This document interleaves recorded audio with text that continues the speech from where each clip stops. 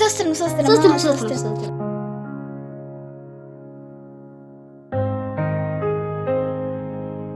ஜெரோன், நேத்து எங்க வீட்டுல பயங்கரமான தரிசனம் நடந்துச்சு தெரியுமா? என்ன ஜீசஸ் வந்து மட்டன் பிரியாணி கொடுத்தாரா? நேத்து நைட்டு 12 மணிக்கு நான் ஜோம் பண்ண ஆரம்பிச்சேனா, அப்படியே பரிசுத்த ஆவி நிறைஞ்சு அப்படியே அந்நிய பாஷை பேச ஆரம்பிச்சிட்டேன்.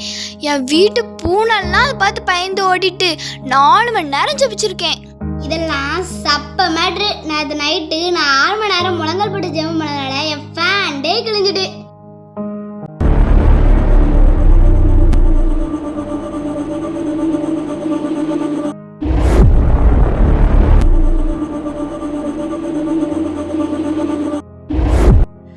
ஏய் ஜெரோ, நேத்து நீ 4 மணி நேரம் ஜெபமா பண்ண. நீ டிவி பார்த்துட்டே இருந்ததுனால உன் தங்கச்சி ஒன்றை திட்டினா. அதுக்கு அவளை திட்டினியே ஒரு அந்நிய பாச. அதாம்மா ஆவியில் நிறைஞ்ச அந்நிய பாச. பாருங்க மக்களே, இந்த புழுகு புழுகுறா. ஜெரோன், நீ மட்டும் என்ன 6 மணி நேரமா முழங்கால் போட்டு ஜெபம் பண்ண? டிவி ரிமோட் தொலைஞ்சிட்டுன்னு சோபாக்கு கீழே 6 மணி நேரம் முழங்கால் போட்டுட்டு அந்த டிவி ரிமோட்டை தேடிக்கிட்டு இருந்திருக்காங்க. அதான் அவன் ஃபேண்டு கிழிஞ்சு போச்சு. பாருங்க மக்களே, இந்த புழுகு புழுகுறாங்க.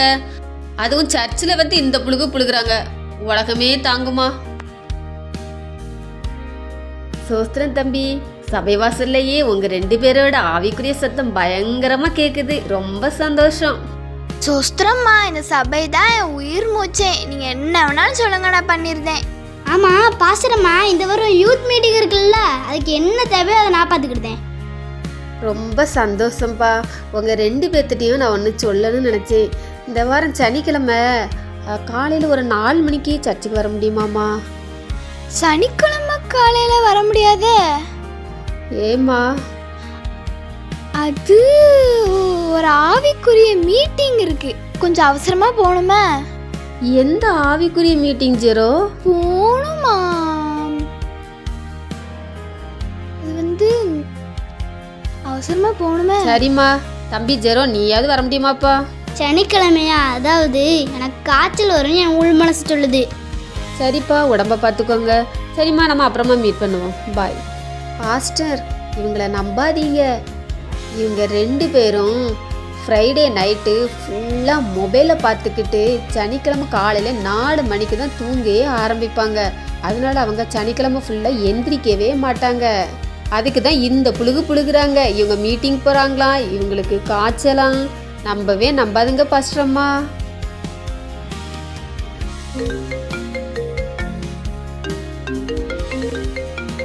என்ன பாஸ்டரம்மா இந்த நேரத்தில் கால் பண்ணுறாங்க? சரி, என்னன்னு கேட்போம். ஹலோ பாஸ்டரம்மா. ஹலோ, ஜெரோன் பிரதர் தானே? ஆமாம், நான் ஜெரோன் பிரதர் தான் பேசுகிறேன்.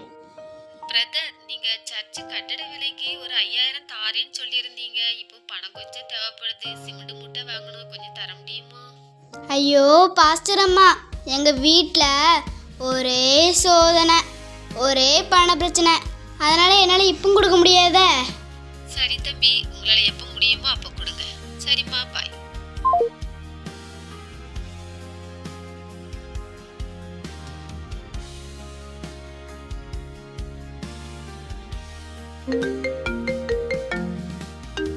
என்ன பாஸ்டர்மா கால் பண்றாங்க? சரி, என்னன்னு கேட்டுருவோம். ஹலோ பாஸ்டரம்மா. ஹலோ, ஜெரோ சிஸ்டர் தானே? ஆமாம்மா. ஜெரோ சிஸ்டர், நீங்க சர்ச்சு கட்டிட விலைக்கு ஒரு 10,000 தாரேன்னு சொல்லியிருந்தீங்க. இப்போ அவசரமா தேவைப்படுது. சிமெண்ட் மூட்டை வாங்கணும், தர முடியுமா? அதுவாம்மா, இப்போ என்னால் தர முடியாத. எங்கள் வீட்டில் ஒரு பெரிய சாத்தான் நுழைஞ்சிட்டாம்மா. என்னது, சாத்தானா? அன்னைக்கு கூட நான் கோயிலில் காணிக்க போடலான்னு போனேன்னா, அப்பவும் என் பாக்கெட்டில் கை விட்டு 500 ரூபா எடுக்கலான்னு பார்த்தா என் உள்மனசு செஞ்சு சொல்லுதான், 500 ரூபா போடாத 10 ரூபா போடுன்ட்டு என்ன 10 ரூபா போட வச்சுடுமா. இப்படிதாம்மா எல்லா இடத்துலையும் சாத்தா எனக்கு பண பிரச்சனையாக கொண்டு வரான். அதனால இப்போ தர முடியாதுமா. சரி சிஸ்டர், உங்களுக்கு எப்போ கொடுக்க முடியுமோ அப்போ கொடுங்க. சரி. என்ன ஜெரோன், ஹாய், எப்படி இருக்க? நல்லா இருக்கேன். சரி வா, நல்லா போய் பேசுவோம். ஆமாம் பாஸ்டர் கால் பண்ணாங்க, உனக்கு பண்ணாங்களா? ஆமாம், எனக்கும் கால் பண்ணாங்க. ஏதோ பணம் கேட்டாங்க. என்கிட்ட ரூபாய் தான் கேட்டாங்க. நான் பணம்லாம் இல்லை, நான் ஸ்மார்ட் ஃபோன் வாங்க போகிறேன், அதனால சாத்தான் சொல்லன்னு போய் சொல்லிட்டேன். ஆமாம், நானும் தான். நான் ஜனநாயகன் படம் பார்க்க போகிறேன், அதனால் நானும் போய் சொல்லிட்டேன். சரி, நம்மளோட பாஸ்டர் அம்மாக்கே அல்வா கொடுத்துட்டோமா? சரி வா போவோம்.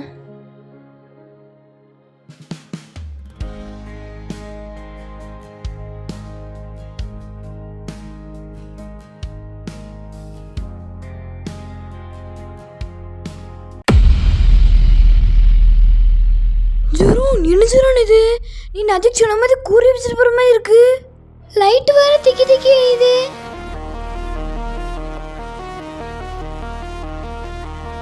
எங்க ஓடுறீங்க? இங்க வாங்க. நீங்க யாரு? வெளிச்சட்டு போட்ட விஞ்ஞானி மாதிரி இருக்கீங்க.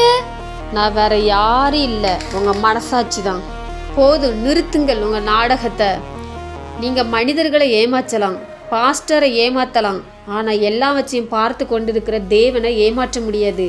மனுஷன் முகத்தை பார்ப்பான், தேவனை இருதயத்தை பார்க்கிறார் என்று நீங்க பைபிள்ல படிச்சிருக்கீங்களா இல்லையா? உங்க உதடுல தான் பக்தி இருக்கு, ஆனா உங்க உள்ளத்துல இல்ல.